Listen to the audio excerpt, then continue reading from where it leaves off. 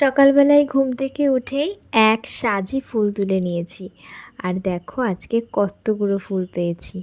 আর এরপর আমি পুজোর জোগাড় করে পুজোতে বসে গেছি। আজকে এত জবা ফুল পেয়েছি, পুরো আসনটা জবা ফুল দিয়ে সাজিয়েছি।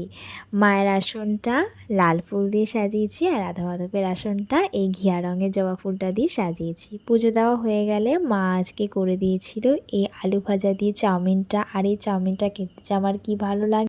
এরপর আমি একটু রেডি হয়ে নেব, আমার আজকে একটু বেরোনোর আছে। আর বাইরে এত রোদ, আমার বাইরে বেরিয়ে ফোনটা বের করে ভিডিও করতে সত্যি বলছি একটুও ভালো লাগে না। বাড়িতে এসে দেখলাম আজকে বাড়িতে হয়েছে হাঁসের মাংস, সেটা একটু টেস্ট করছিলাম। আর বিকালের দিকে আমি বসেই ছিলাম, আর আমার এই কুর্তিটা খুব ফাঁকা ফাঁকা লাগছিল নেকের দিকটা, তার জন্য আমার কাছে কিছু স্টোন ছিল। আমি এই স্টোনগুলো কিনেছিলাম কিছু ডিজাইন করব বলে, তো শেষমেশ আমি একটা ডিজাইন করার জন্য জিনিস পেয়েছি, তো এটা করছিলাম। স্টোনগুলো বসানোর পর কুর্তিটা অনেক বেশি সুন্দর লাগছিল দেখতে, আর এই কাজটা করে আমার আরও বেশি ভাল লেগেছে। আমি আরও কিছু ব্লাউজও ডিজাইন করেছি, সেটা তোমাদের সাথে আমি শেয়ার করব।